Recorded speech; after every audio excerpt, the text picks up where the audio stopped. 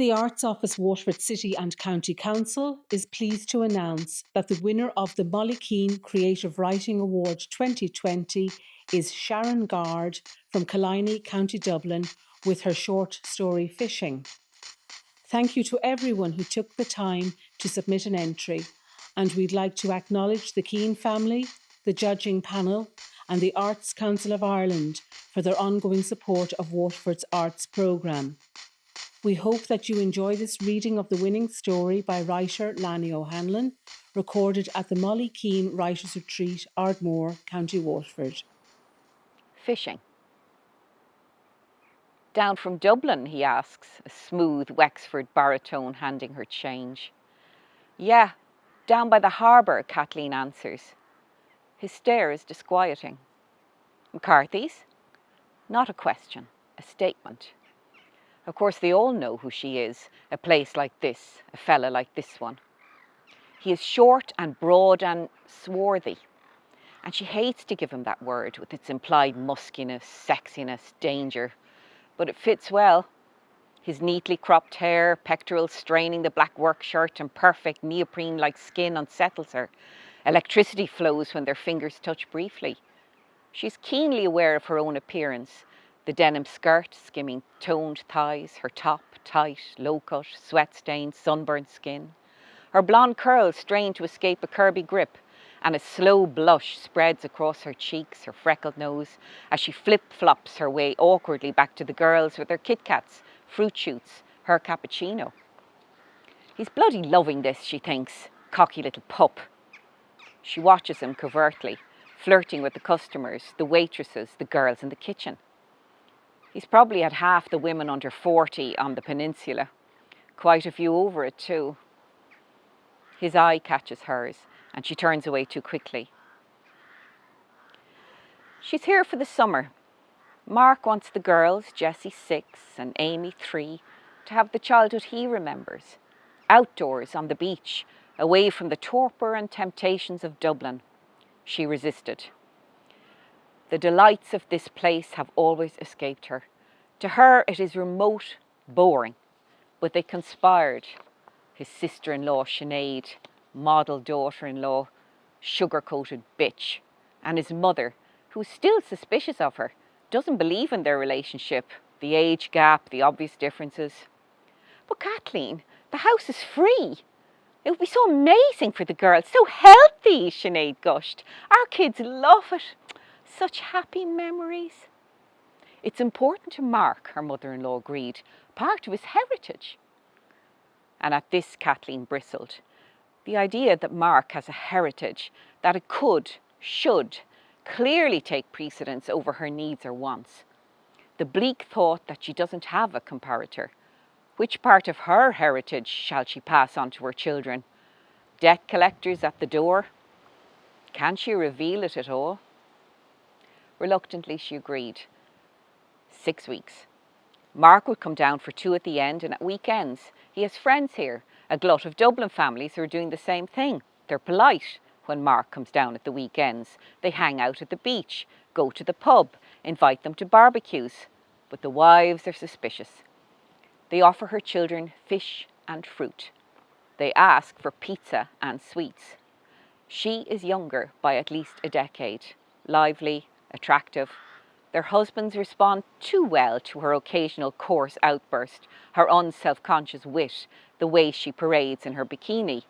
They are all university graduates. She was a hairdresser. These women are not to be won. Mark goes home on Monday mornings, and the invitations to the beach, coffee, walks dry up. It is making things tricky with the girls, especially Jessie, who is making friends with their children. Mom, can you call Anna's mum? She asked me to go over today. We want to go to the beach. She can't call, won't call, and so she makes excuses and tells lies.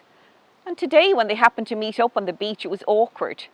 When the others packed up and left, she remained without an invitation, with 2 cranky and tearful little girls. The coffee and chocolate is poor compensation all round. They get back to the house, and the harbour is humming. Volumes and varieties of vehicles are parked randomly.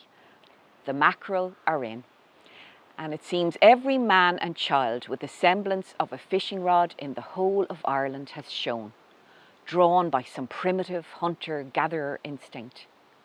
They sit prone on the quays, on the walls, stretch past the headland boundary and the ruined castle of what seems like miles. The professional fishermen take their vibrantly painted boats out far from the Malay and quell their annoyance as amateurs shriek with delight and the fish meet tortuously in expert deaths. The small beach alongside the pier glitters thick with silvered, shimmery sprat, leaping from their pursuers, convinced a slow, gasping death on the shore is preferable to the madness in the water. The day is turning to evening, but the heat is still stifling, and the house, a small terrace dwelling at the epicentre of the excitement, is cool. Within thick walls, a dark and peaceful refuge. The girls are exhausted, but they resist bed because of all the activity. Kathleen accedes, with a vow of secrecy, to chicken nuggets and chips, another viewing of Moana. She pours herself a large glass of Albarino and heads to the small courtyard out front with her book.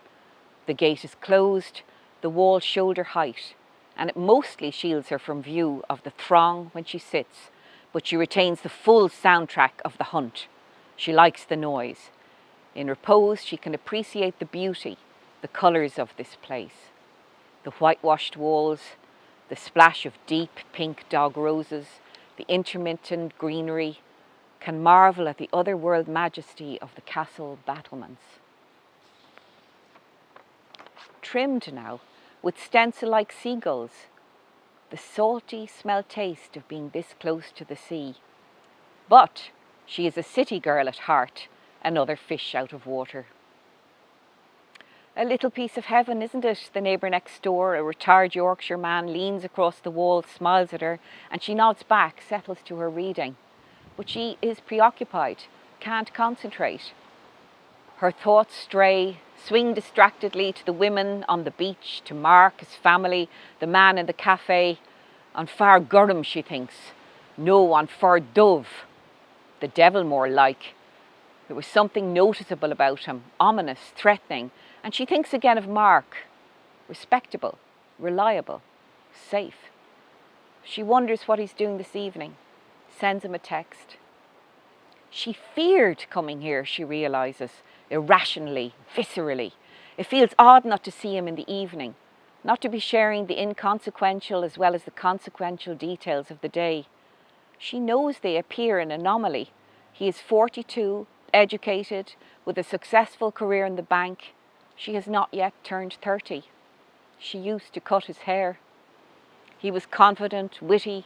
She was schooled in banter, naturally charming. They shared an easy humour. He started to request her personally.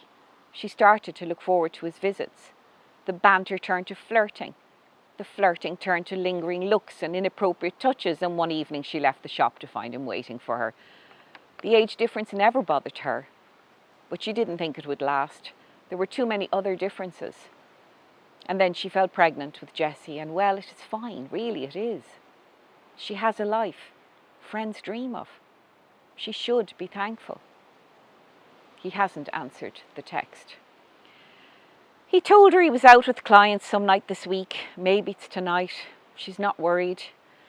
What she had feared this summer, she realises now with a sudden, certain clarity, is not that she might lose Mark, but herself.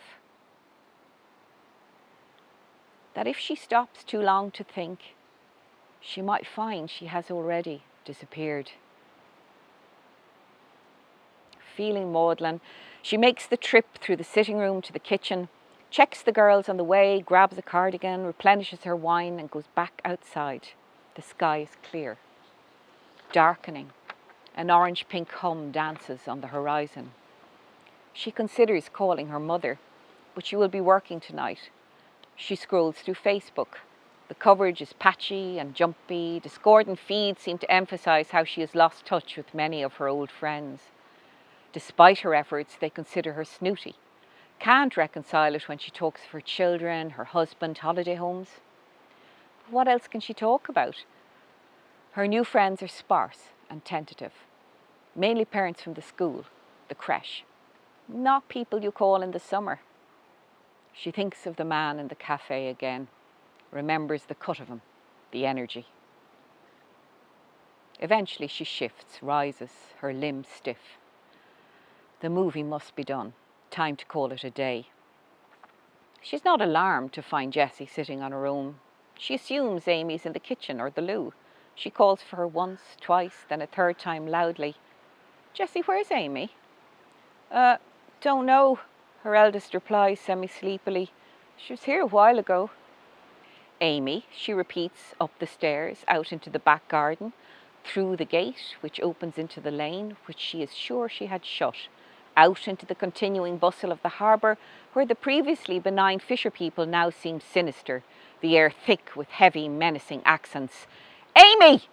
She screams, panicked, a madwoman, fear ripping her guts, shredding her senses. "Amy! My daughter, she's 3, she's missing!" She tells anybody, everybody, grabbing arms, catching eyes frantically, and the word spreads rapidly, escalates wildly up the headland. A missing child, this close to the sea, this many strangers. It's hard not to imagine the worst. Her neighbour, the kindly Yorkshire man, tries to comfort her. "It's all right, love, she'll be hiding somewhere. You know what kids are like." But he isn't confident. She can hear it. She doesn't know what to do next, what to do after. She screams, "Amy!" over and over. A woman who has arrived to pick up her own children tries to calm her, shushes her. "Should I call the police?" she asks, desperate for directions, somebody to take charge. "Give it a minute," the woman says. She can't have gone far. She should call Mark. She tries, but he doesn't answer. And what could he do anyway? 100 kilometres away, maybe out with clients. And what would he say to her? He would ask when she had last seen the child. And when was that anyway? Maybe an hour before. If he were to find out she couldn't drive now because she had had at least a half bottle of wine, what would he say then? Would he question her fitness to mother his children? Would he be right? This isn't how he was raised, he would say. And there they would be, the fundamental differences laid bare. Values would be brought into the equation, questioned. And then, around the corner, like a devil, and simultaneously a conquering hero, thick-set, phlegmatic, comes the man from the cafe. And there, tiny in his arms, is Amy. Snot, tears, hysteria pour uncensored as she grabs the child tightly, reprimands her, covers her with kisses, reprimands her once again. Over Amy's shoulder she can see his eyes, dark, appraising. She feels as if lightning has struck, her body riven with emotion as they make their way back to the house. He follows, unasked, silently, through the concerned crowd, right into the small sitting room, his bulk filling it. She thanks people profusely, and one by one they offer their platitudes, disperse. But he remains standing, for she issues no invitation to sit. He appears comfortable, confident in the space, his presence solid, calming. When she gathers herself, suggests to the children they go put on their pyjamas. For once they don't argue. "Thank you," she says sincerely. And she's thinking now of the half-full bottle of wine sitting mistily in the fridge, another unopened alongside. To say goodnight seems premature.